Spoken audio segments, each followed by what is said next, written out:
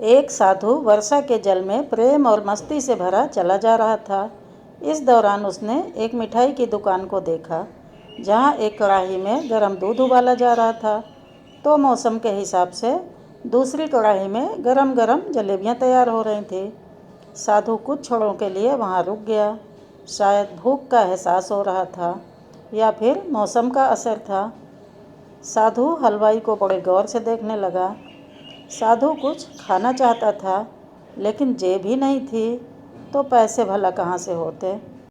साधु कुछ पल हाथ सेंकने के बाद चला ही जाना चाहता था कि नेक दिल हलवाई से रहा ना गया और एक प्याला गरम दूध और कुछ जलेबियाँ साधु को दे दी। मलंग ने गरम जलेबियाँ गरम दूध के साथ खाई और फिर हाथों को ऊपर की ओर उठाकर हलवाई के लिए प्रार्थना की और आगे चल दिया। साधु बाबा का पेट भर चुका था। दुनिया के दुखों से बेपरवाह वो फिर एक नए जोश से बारिश के गंदे पानी के छींटे उड़ाता चला जा रहा था। यह इस बात से बेखबर था कि एक युवा नवविवाहिता जोड़ा भी वर्षा के जल से बचता बचाता उसके पीछे चला आ रहा है। एक बार इस मस्त साधु ने बारिश के गंदे पानी में जोर से लात मारी। बारिश का पानी उड़ता हुआ सीधा पीछे आने वाली युवती के कपड़ों को भिगो गया और उस औरत के कीमती कपड़े कीचड़ से लथपथ हो गए।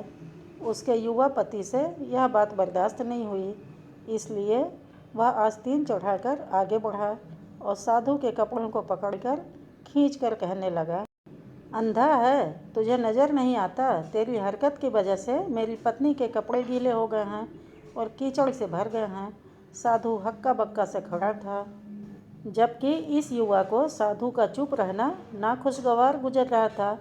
महिला ने आगे बढ़कर युवा के हाथों से साधु को छुड़ाना भी चाहा, लेकिन युवा की आंखों से निकलती नफरत की चिंगारी देख वह भी पीछे खिसकने पर मजबूर हो गई। राह चलते राहगीर भी उदासीनता से यह सब दृश्य देख रहे थे, लेकिन युवा के गुस्से को देखकर किसी में इतनी हिम्मत नहीं हुई कि उसे रोक पाते। और आखिर जवानी के नशे में चूर इस युवक ने एक जोरदार थप्पड़ साधु के चेहरे पर जड़ दिया। बूढ़ा मलंग थप्पड़ की ताब न झेलता हुआ लड़खड़ाता हुआ कीचड़ में जा गिरा। युवक ने जब साधु को नीचे गिरता देखा तो मुस्कुराते हुए वहाँ से चल दिया।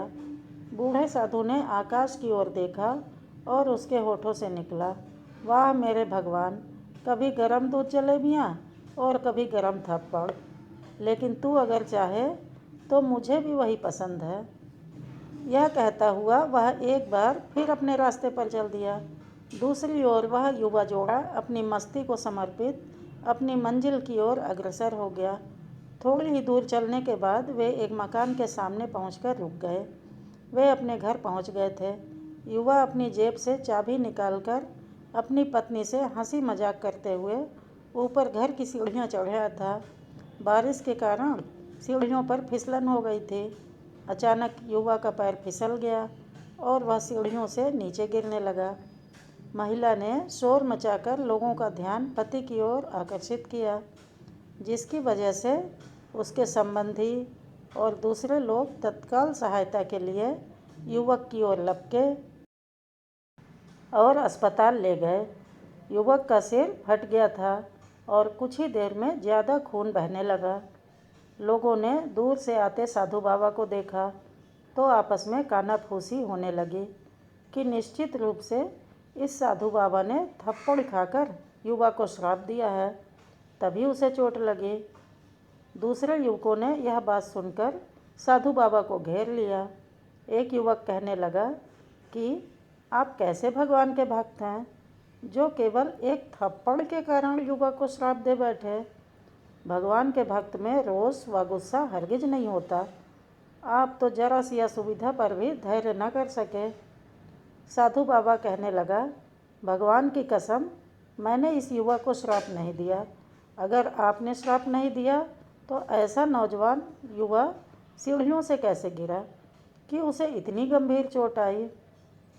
तब साधु बाबा ने दर्शकों से एक अनोखा सवाल किया कि आप में से कोई इस घटना का चश्मदीद गवाह मौजूद है। एक युवक ने आगे बढ़कर कहा, हाँ, मैं इस घटना का चश्मदीद गवाह हूँ। साधु ने अगला सवाल किया, मेरे कदमों से जो कीचड़ उछला था, क्या उसने युवा के कपड़ों को दागी किया था? युवा बोला, नहीं, लेकिन महिला के कपड़े जरूर खराब हुए थे। मलंग साधु ने पूछा, फिर युवक ने मुझे क्यों मारा? युवक कहने लगा, क्योंकि वह युवा इस महिला का प्रेमी था और वह यह बर्दाश्त नहीं कर सका कि कोई उसके प्रेमी के कपड़ों को गंदा करे, इसलिए उस युवक ने आपको मारा। युवक की बात सुनकर साधु बाबा ने एक जोरदार ठहाका बुलंद किया और यह कहता हुआ वहाँ से विदा हो गया, तो भगवान की कसम, मैंने श्राप कभी किसी को नहीं दिया, लेकिन कोई है जो मुझसे प्रेम रखता है।